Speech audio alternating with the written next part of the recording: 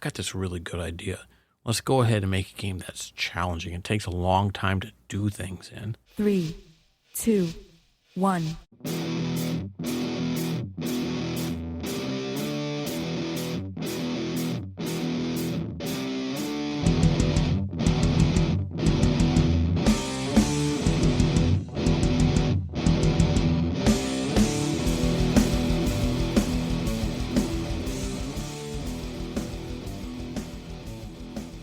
A Ennui, and now I want to level a Ennui.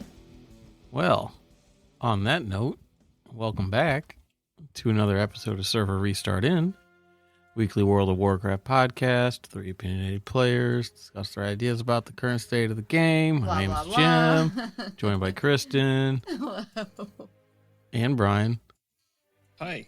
Hi, and it is another week. Another week Of things that have or have not happened. I guess the main thing that happened is we got to the jailer in our raid group. He's still on the loose. We haven't put him down yet, but that's all right. We're working on it. Did some pretty good. We actually did surprisingly well with the Lords of Dread. Yeah, I don't like that fight though. It's an annoying fight. Yeah, I mean it's the Lords of Dread one. Is that what you say? You don't like that one? Yeah, I don't really like that one. It's funny because the mechanics of it were like, yeah, it had us going, man. That was that was probably the most fun footwork fight. Even though I've complained about stuff on the floor nonstop. Yeah. I guess I don't like the footwork stuff because I'm trying to heal. So, I can imagine, yeah. Footwork sucks, in my opinion. You just gotta be footloose. I mean, it's fine. Well, that's what I'm a druid. Even just playing a caster a little bit. Yeah.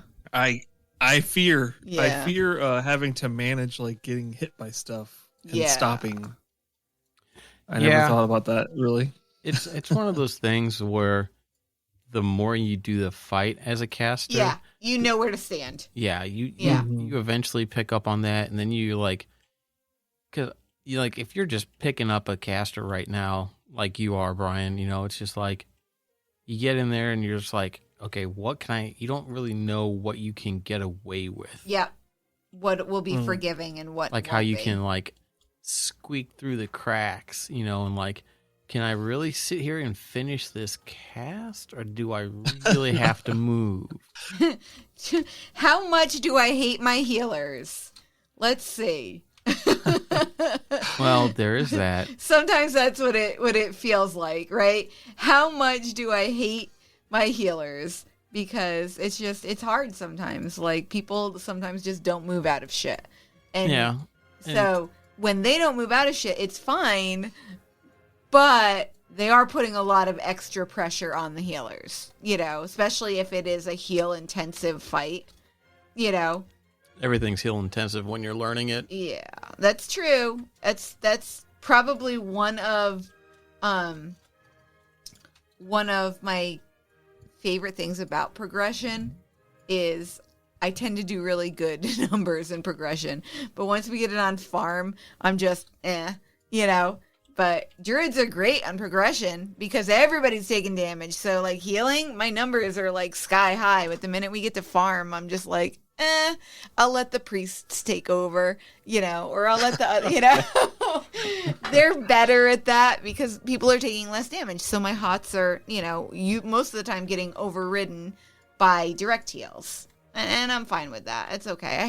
I have my place in progression, and that's, that's okay. Yeah. I don't have anything to add to that. I don't know what to say to that. I mean, I don't. I've done very little healing. So I don't know much about the different stuff. I healed on a shaman a little bit, but not raid wise. But I mean, it's just it's good to. We killed it. I don't remember how many pulls we had on it, 5 or 6. But I mean, it's just... It was a small amount considering Anduin took us freaking 6 years. Again, I think that a lot of that has to do with the design. Yeah. In that they smushed stuff together. Isn't that crazy, though? Like, yeah. I mean, it makes sense, like what you guys were saying before, but it's still... The fact that it's all one raid, it's very crazy. Yeah. It is crazy that fight is... It's such a curve there. You know, it's like such a wall. Because... it's funny because I hated that fight at that point. Yeah. But I will say that's a very interesting concept to have like epically harder bosses before, and then you know what I mean? So you can like super win or you win and hit it hard, and then like when you do that, like that other boss was a few pulls, the Lord's Dread were a few pulls, and it was back to normal again. That was kind of cool. I mean, it's nice to have a speed bump. I guess. I mean, it's a challenge, right? Yeah. And you know, that's part of like these types of games is that, you know, having a challenge and overcoming that challenge is a fucking serotonin dump, right? You know, it's just like everybody's yelling, everybody's having a good time, everybody's ecstatic. Well, when you win, didn't you say something, Jim, about when like you win, everyone? Yeah. Everyone started talking again after we finished. Oh yeah, absolutely. We were concentrating so hard on, and that's just it. It's like when you got your nose to the grindstone, and you're like, you know, really focused on doing it. You know, it's just like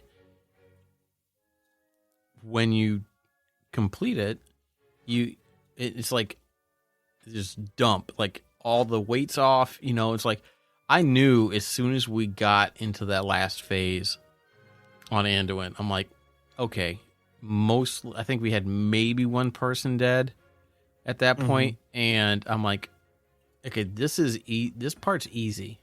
Yeah, like I think for us coordinating the banishes or the, you know what I mean, or whatever, the crowd control for the ghastly visages. Yeah. That was hard. I don't think no, because we only got there a few times, really, like the week before, and then we got there, and we had that pretty much down. What was our problem, I think, was the down below phase. And because if you go down and your groups are mismatched, or you don't get everything killed, or you don't get everything healed up, and all that stuff, that just increases the damage you take in the Lich King phase. Right. And that, I think, once we got that stuff down to where we were consistently getting him to 90 or 100% of whatever that action bar is, or mana bar, or power bar, or spirit bar, or whatever the fuck it is, it reduced our damage to the point where it was healable, because tanking that was a bitch. Yeah, it because was really... damn ghouls hit all just jump on the Death Knight and just delete them. Yeah. That was crazy. That was a lot of. Well, I mean, it just sucks. It sucks a fight is like that, because then you're like, okay, well, boom, one tank's down. That's it. If we don't have backups, and that sucks. You can't. The chance to recover is impossible. Well, if you have no. I mean, I'm talking about like a battle res. Yeah. I was gonna say the chance to recover isn't impossible if nobody else is dying in any of the phases and you have battle res available. You know what I mean? Right. Well, you get like one try and that's it. Yeah. You know what I mean? Yeah. So, most of the time, so that's if we had a perfect combination, maybe like. Yeah. Because a warlock you could soulstone someone, but even then. But I mean, in that scenario. So I could res. Jim could res, you know what I mean? Like, yeah, and we had a couple Death Knights. We got we had more. We had I guess my point more so is just like, but you only get one.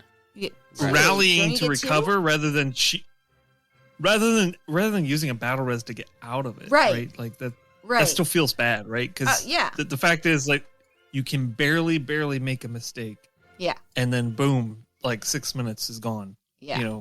Within a fight. And that's I don't think that's good design, to be honest. Yeah. Like, I don't think it should be like just easy mode, right? I think it should be like, if we're going down this route, we're going to fail, and it's instead of that, it's like, oh, we're doing this. No, now we're dead. Okay, well, shit. Whoops.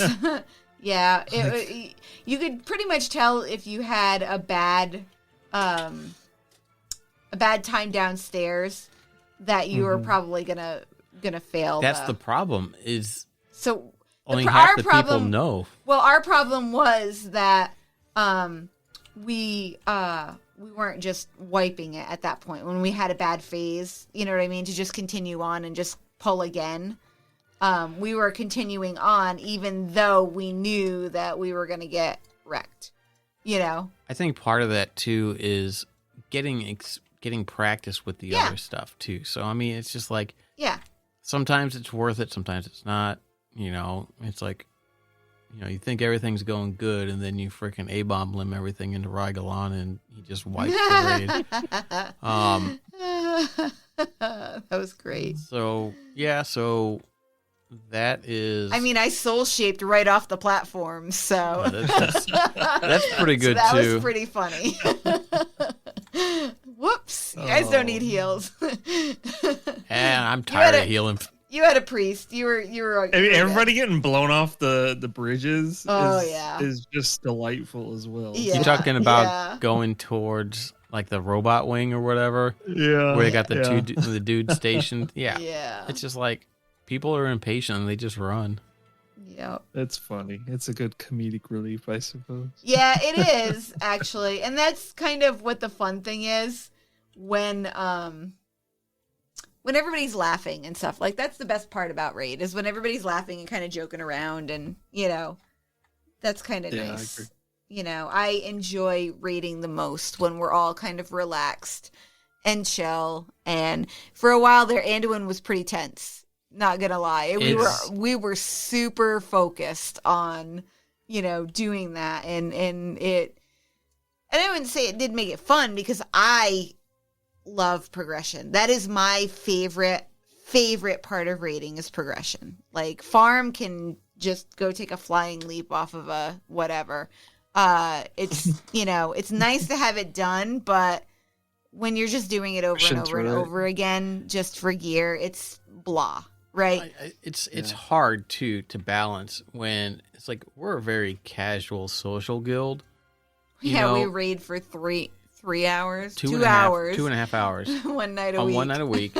You know, and you know we eventually get into where we do like 2-week splits where we'll reset every 2 weeks, most of the time, until we get to a certain point, you know. But it's like not everybody has this. Like if we get to a boss, like on Anduin, and if we were to have just stayed on Anduin for a couple weeks in a row, we would have had people that would have just been like, "I'm done. Yeah, I don't want to do this anymore." You know. So it's like, so we reset so that we kind of refresh, not just the raid to get better gear, but, you know, like the mental state, because not everybody's built for, okay, we're going to sit here for 3 hours and we're going to work on this boss until we get it down and move on, you know, because this is where we need to work, you know, and it's just like. Well, some of it, too, is not by the time we got to Anduin, because I think by the time we got to Anduin, we were pretty good gear-wise, but some of it is we do need to farm the gear a little bit. You know. Well, yeah, and that I think is fine because normally it's like once we killed, which one were we having a problem on? Was it Halandris or was it? There was one where we was Artificer for a while. Once we figured out the portals, we were okay. Well, we did like 2 the first week, and then 3 the second week, and then the 4th week. We did it. We killed 4. So, like, we were killing them in increasing order. And then the next week, we killed 5 new bosses. Yeah, that was crazy. You know? And it's just like, it's like, okay. Because that's when we went to the wing with the Proto-Pantheon dudes and all that stuff. And those fights were easier. A lot easier. Yeah. And then you hit the wall. And then it was Anduin. And then it was just like, motherfucker. Anduin was a wall for us, definitely. Yeah, and then, so now we're working on the Jailer. Jailer doesn't seem that bad. It's just getting positioning, I think. Yeah, it's just going to be used to doing it. It's like, luckily for the most part, bouncing in and out of those holes. Oh, those holes! I hate those holes. I hate them. Always try. I've never hated a hole so much. I know. I hate those holes. Oh, I hate them. Like, because they got that tank combo that you got to stack with the tanks, right? Or like it just fucking kills them or everybody. That's really the only hard part of healing in that fight right now, and it's not even that hard. It's just you have to pay attention to. Yeah. You know. Well, if I get a bomb at that point, I try to position myself so that it blows me up and I land right on the tanks, so that I'm there for the thing right away. Good timing if you nail that. Yeah. Well, usually if I get the bomb and that's coming up, because I'm watching the timers because I'm trying to call it out, and that's one of the hard parts about this stuff is that I'm so focused. I'm focusing on all the other stuff, and it's just like trying to watch who's getting mind control. Okay, these guys are mind control, kill them, or jump the bombs and the bombs are coming out. Hide behind shit, and it's just like, if I can do something like that where it just dumps me where I need to be, I like that. Yeah. It's using the mechanics of the fight to your benefit. Yeah. Because as a Death Knight, you have to do that shit. Yeah, your mobility is limited. It's just, if you're not on the target, you're not doing damage, and it's just like, when we were doing Heroic and Fall and Avatar. Oh, yeah. That was before they gave you that. Well, it's like they're like, you gotta, yeah.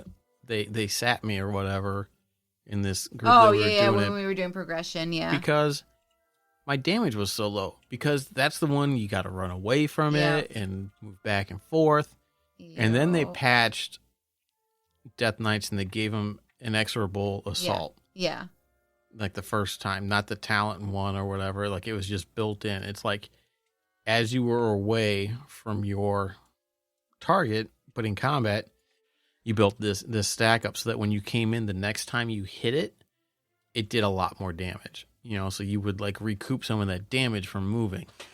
So it's just playing a Death Knight as much as I have. It's just like you look for things like that, like the mother fight in Nazrim, right? In Uldir or Uldum or Ulduar. No, it's one of those dungeons. But like, Uldir. Uldir, yeah. They got the it's like you're in the rooms and you move between the rooms. Well, they got the vent thing that pushes you against the wall. And it's like it may push everybody else against the wall, but Death Knights have Death's Advance. You pop that shit and you just stand there. Nothing can move you. It's fantastic. And just knowing that you have that little tool trick, like that's it happens in the Pantheon fight when the Archon lady blows you back. It's like I just pop that and it's just like I just move like normal. It's just like I don't have to worry about the blowback effect. It's just like knowing stuff like that it just helps. And it's just, I don't know. I have a feeling we'll probably get the jailer down in the next week or two. Sure. So it'll be fun. But speaking of raids, they have been mining some of the raiding or the loot levels from the Fated raids in 925. So when Season 4 happens, which is not happening when 925 drops, there'll be some time will pass, I don't know how much, before Season 4 actually starts. So Fated raids, for the uninitiated, it's the 3 raids. I guess it's just 3, right? Yeah, the 3 raids of the expansion, which is Nathria, Sanctum of Domination, Sepulchre. Each week, one of them will be Fated, which gives them their own like affix or something like that, and they get better gear. So normal or LFR raid gear for Fated raids starts at 265. And then the end bosses will drop like 272, because how like the last bosses do higher. Yeah. Normal is 278 and 285. And then heroic is 291 and 297, and mythic will be 304 and 311. Wow. So whatever raid we're doing, we'll be dropping base loot of 278. That's cool. Which is... Yeah, that's pretty cool. Yeah. And I don't think there's been any more information about the weapons and trinkets vendor thing that they have that you can buy that stuff with. So, I don't know. I hope that they keep Valor. I know that they're not going to. I know it's the end of the I don't see why they wouldn't keep Valor. No, I hope they keep Valor uncapped. Let me finish. And I know they're not going to because, They may not. I don't know. Everything, this is a whole new concept for, this whole thing as well. You know what I mean? It's just like, it's not normal. Like, and they're adding, so there was talk about in Dragonflight changing the season Mythic Plus rotation. So like it would be, I think the expansion starts with 8 dungeons. And so like their Mythic Plus thing is to have 4 of the dungeons from the expansion and then 4 other dungeons from past expansions be in the key rotation. Obviously they said not Shadowlands, probably not BFA, maybe BFA, I don't know, but like, so that way you're not just doing the same dungeons over and over again. And then in the second season, they're going to do the other 4 dungeons from the current expansion and then 4 other new ones. Well, apparently they're going to be doing that in 925. They're going to have, let's see, do I have that pulled up?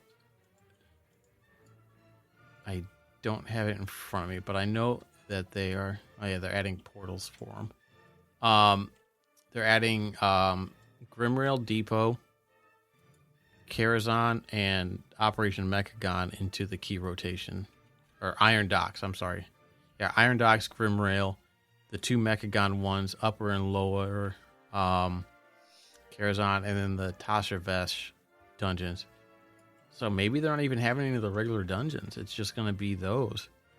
And they're adding portals and Ouroboros to the other locations, so you don't have to fly and jump through a bunch of hoops to get there. But so I guess they're experimenting with doing some of these other dungeons and whatnot. I think I saw somebody post a picture of 10 Grimrail Depot, and they were wiped because of the new affix, which is Shrouded. What that means is that there will be Dreadlords hidden in the dungeon. There will be certain mobs that have a darker aura around them, and like the Shrouded deep or like a hidden buff or something like that. You can tell they're optional. You don't have to kill them, but they will, when you kill them, they will give you a buff. So when you start the dungeon, you pick a secondary stat that you want your bounty to apply to. So you can either get crit, haste, verse, or mastery. So every time you kill a Dreadlord or capture a Dreadlord, you get you get another stack of it. So like it's like 2% crit, haste, or versatility, or 69 mastery, which I don't know why it's not a percent. But you can get a decent amount of that stuff. There is like a named mini boss one that gives you 3 stacks if you kill him. But it's just, obviously he's a little tougher. But that's an interesting affix. It'll give you like weird buffs, and I don't know how long the buffs last. I don't know if they're permanent.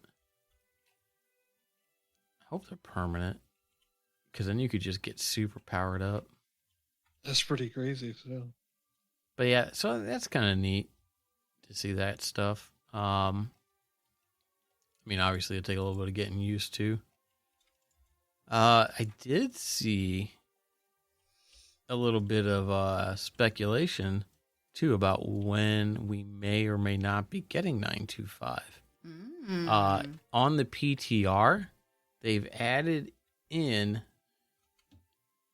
They've done some updates to the BattleNet friends list stuff. So you know how it'll tell you what games your friends are playing. It'll show like the icon for like, Diablo 3 or Call of Duty or anything like that. If they were playing that game, apparently they've in the files they've added Diablo Immortal. And which one was that one again? That's the mobile one that's coming out at the beginning of June. Okay, I believe. Okay. And apparently they typically release the code that has the new game icon stuff in it before the game launches. So if the game launches on the 2nd or whenever it comes out, then potentially that would be next Tuesday or something like that, or the same day or something like that. So we're looking. This is all a guess. I don't know how true any of this stuff is. I'm entertained. Please.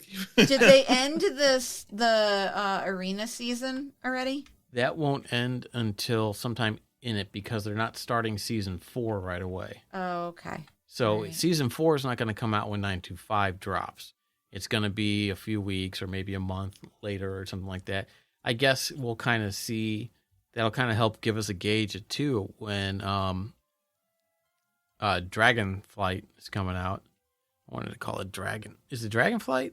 It's Dragonflight. Yeah, I keep wanting to call it Dragonlance, and I'm like, that's something else. No, that's. I don't even know if that is anything else. Dragonlance? No, not Lance. Land. Dragonland. Oh, I know what Dragonlance is. I like those books. I was gonna say you have to know what Dragonlance is. Yes. I have to. You have to. You heard it here first. I have to know. You must know what Dragonlance is. I like Dragonlance. I liked those books too. They were very good books. There's a neat Greyhawk. Was it Greyhawk setting for D&D? I don't know. No.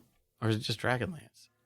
Is that the name of the setting? It was the. I know what the books are, but like there was an actual in-game setting too for that. Anyway, that's irrelevant. Irrelevant elephant.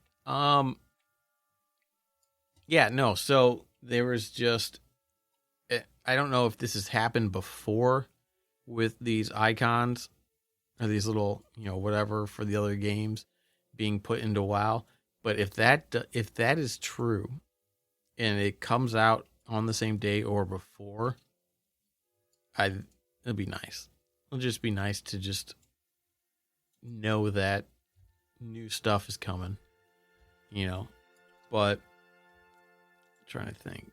I think I mentioned last week that there was the Untitled Dragonflight book scheduled for release in November, which people are using to speculate, like an early 2023 release based on other pre-expansion novels.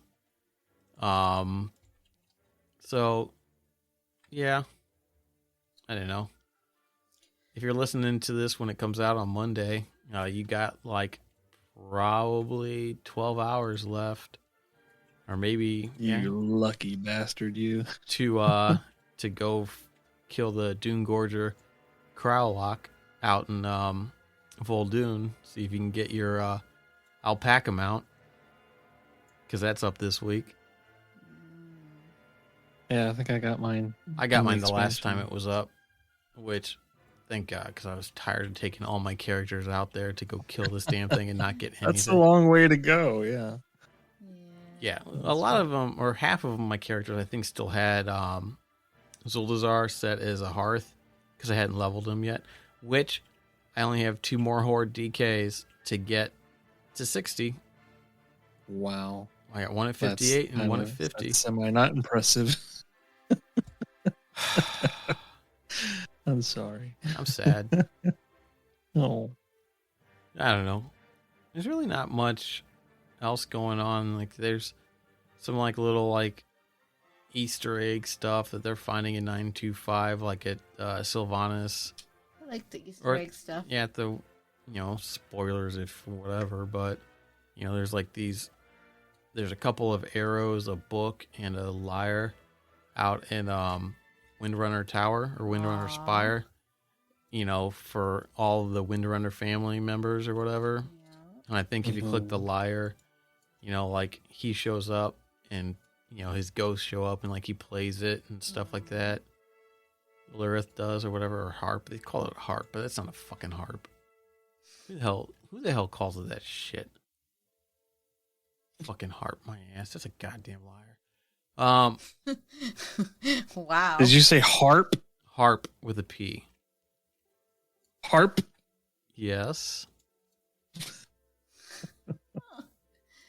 Oh my I'm God. confused. But yeah, I don't know. I really not much else going on this week. I don't know if you guys have had any wonderful insights into World of Warcraft or anything that's going on, or have anything you want to share. No, it's boring. They need to hurry up and come up with a patch. I'm not bored. I'm just Drawn that way. no,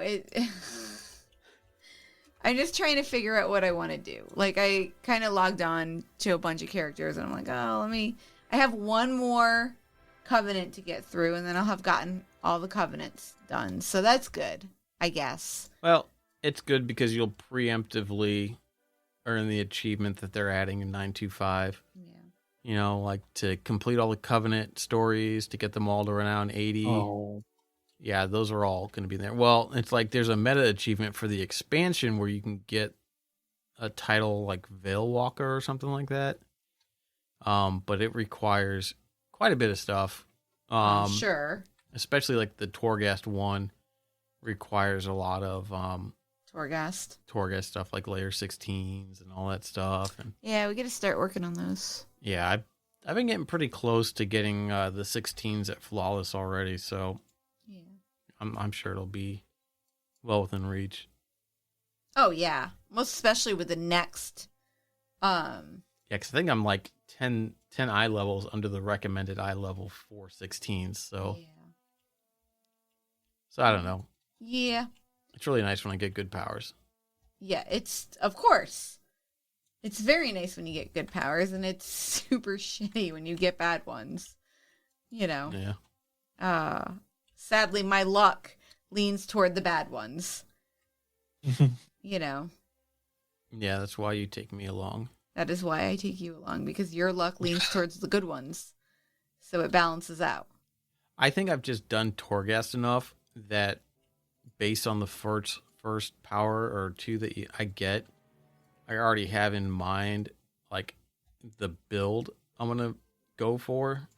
It's like if I get like Chains of Ice, okay, I know I'm doing that. If I get like the interrupting, like Mind Freeze casts. Yeah, I know that too, but I mean, sometimes I get just super shitty powers where the build is not fun, Like, it's not a fun build. I love the build where I get to, shapeshift, and I get something every single time I shapeshift. That's my favorite one. I haven't seen that power in years, it feels like. Because you haven't run Torghast in years. Ha! So there's been I guess the Warcraft account put a tweet out. It's been going around. It's basically, when did you start playing WoW and what was your first character? Oh, God. There's some pretty interesting ones out there. I don't remember what year it was that I started. It was probably 2006 when I made my first character, and it was an orc warlock named Phlegm. Because that was back when I was playing with my brother and a guy we went to school with or whatever. Back before I started playing with Kristen, and like I think somebody had one named Snot and I had Phlegm, and like the character's still there. Oh my God, that's funny. Oh yeah, because we know We have a character. and our guild name's Snot Phlegm. Yep. But and like so I still have this character. I never leveled it. But I'm not getting rid of it because I'm pretty sure that was the first character I ever created. Yeah, mine was a priest in 2005, 6 months after launch. Was it a human priest? No, it was a night elf priest. Oh. And let me tell you, I made that death run from the night elf starting area so I could go play with my friends. The wetlands run so I could go play with my friends. Oh, God. In Goldshire. That was fun. Oh, that was a huge death run. Oh, it was terrible. So bad. Mine was a hunter in August of 2006. Nice. Kind of hunter. An orc hunter. Hell yeah. His name was Orglethorpe or something like that. Oglethorpe. And then I had a typical boar starter pet that tanked for me. God, do you just remember just playing the game back then? Just how big it seemed? Yeah. It's just like, man. 1,000 Needles seemed like, well, yeah, hell, even the Barrens, dude, just going up and down the Barrens for stuff. It's I remember even after it had been like, because like I made that character, I didn't play that much, and then like I didn't really start playing again until probably 2008, and I started playing with. Well, my brother didn't really play anymore. I started playing with our friend again, and then Chris and I started talking again, and we started playing. I got her to come over to the Horde, but just like, I remember like we would just make characters and like level them.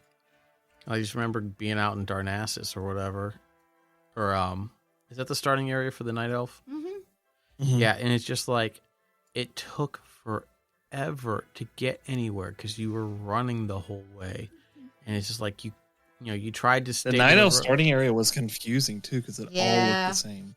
Yeah, it did. Yeah, and it's just like you try to stay on the path so you don't aggro shit. But there was always those mobs that were right there. Yes. That would just, no matter what you did, they would just be there waiting for you. And it was just like, it was crazy. It's just like, just this sense of wonderment. It's just like, I wish the game felt as expansive. Yeah, and just like as broad. Like they moved towards this model of convenience where, when they gave you flying and you brought flying to, everywhere, and then fast flying, and then like, I don't know if they increased the speed on the flight path mounts, to make it faster to get to places, but it was just like, or shit. It's just like you didn't always have money for a fucking griffin or a wyvern. It's like you had to fucking hoof it because you couldn't afford the 2 silver or whatever to fly from point A to point B. And it was just like, yeah, but it was exciting. Oh yeah, that was really bad. Even going all the way back and then like not having enough money for your skill. Yeah, that was hard.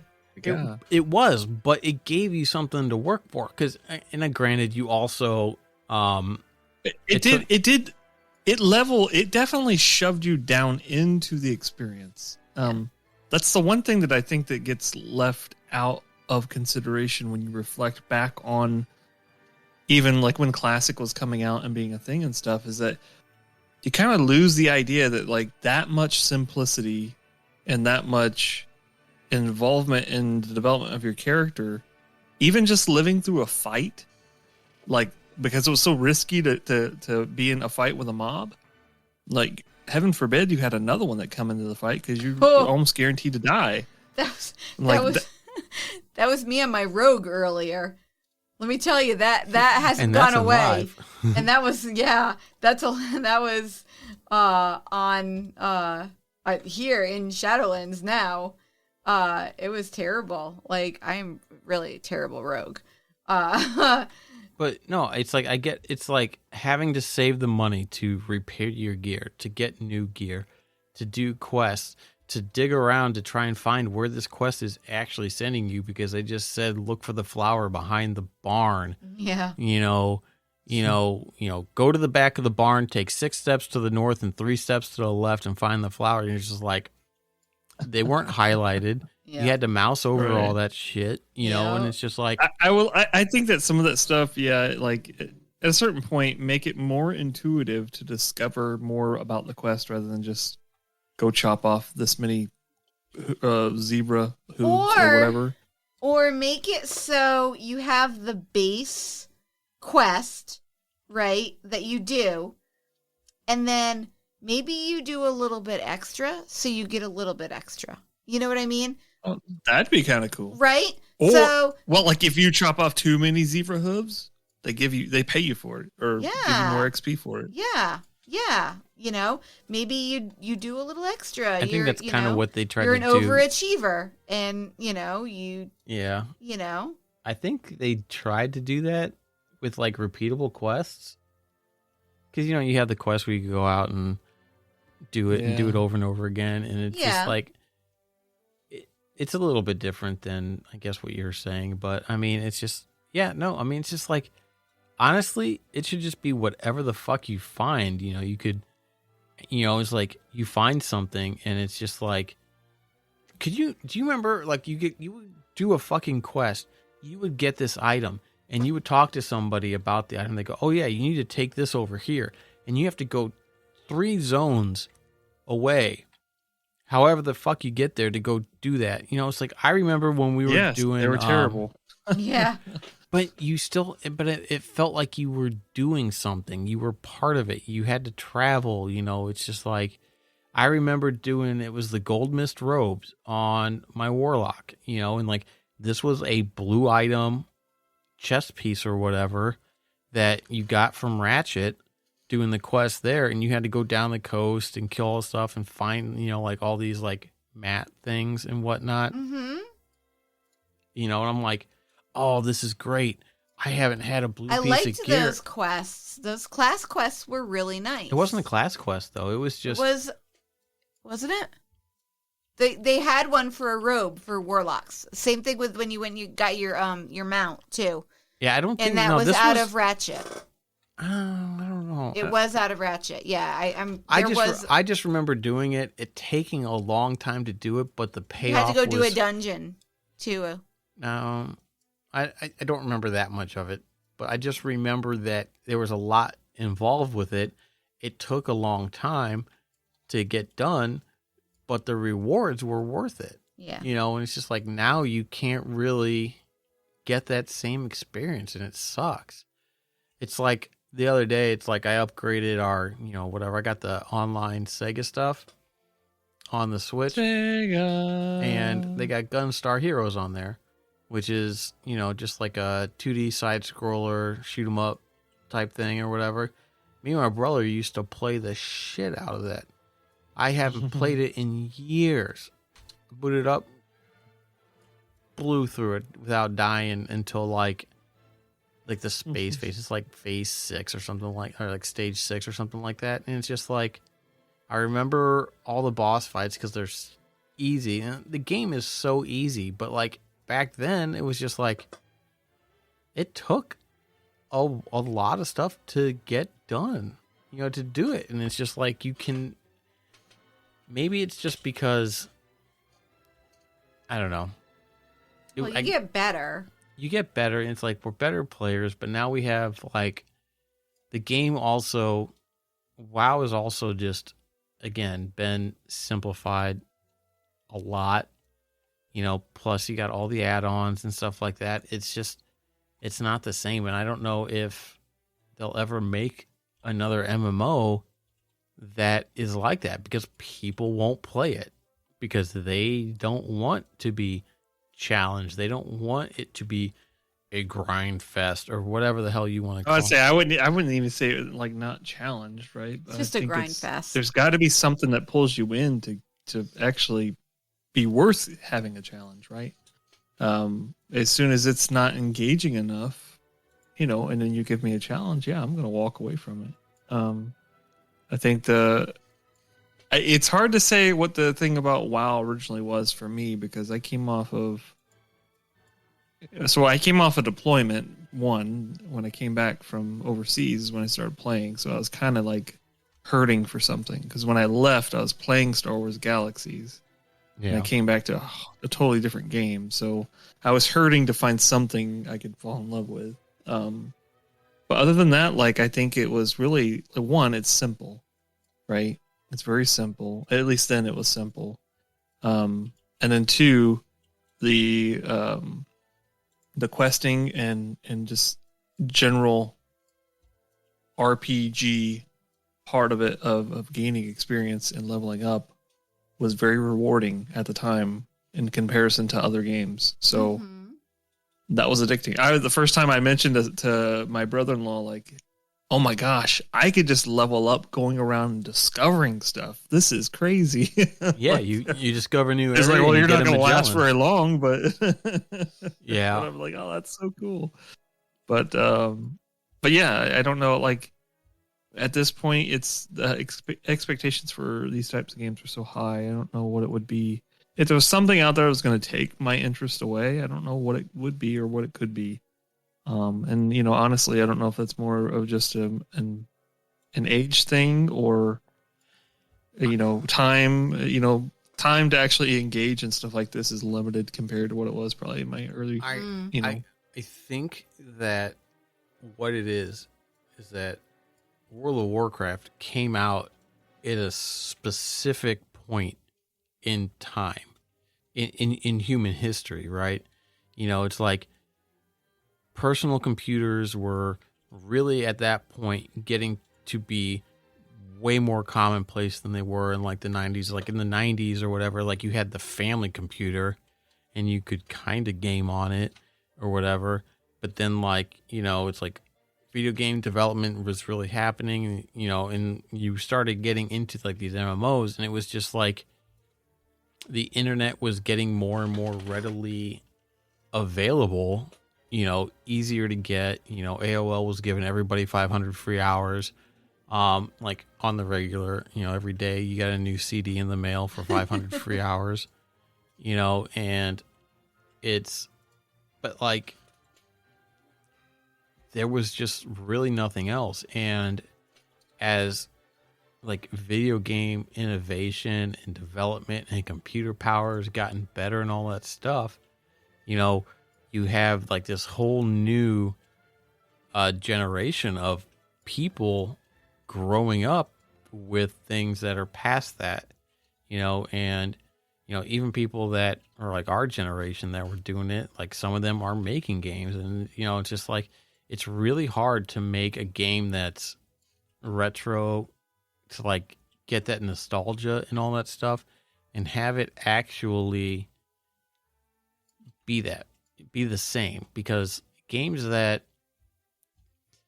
it's that whole line, from Blizzard, it's like you think you do, but you don't. Ian had it right. It's like you think you want that, but you really don't. I don't know. Look at what they did with Classic and all the issues. Is that who said that? Yes. I don't think that was who said that. Yeah, it was. Alan Brack said, you all have phones. Pretty sure Ian said that because no, he didn't. No, he didn't. Huh? It was the Diablo guy that's still on it that said that you guys have phones, right? He's the one that presented the Diablo Merle stuff. Or then was it Jalen Brack that said, you think you do, but you don't? Okay. Well, I just shift everybody over a person and it's fine. Just rotate the 5 names that I know of Blizzard staff. Dan User. Oh, yeah. Denuser. Dan User. Denuser. But you know what I mean? It's just like, you'll never get those circumstances. You'll never have, unless, we somehow annihilate ourselves and the, human race restarts, and has to go through all that stuff again. But you know what I mean? It's just like, it was just like this whole whirlwind of events and things that needed to happen to make it what it is, and it's just like, it's that those circumstances are never going to be there, and nobody wants to, at least not anytime in the near future. Maybe in 100 years, they'll want something like that because everything else will be all like this stupid, easy stuff and whatnot. And then somebody's going to go like, I got this really good idea. Let's go ahead and make a game that's challenging. It takes a long time to do things in.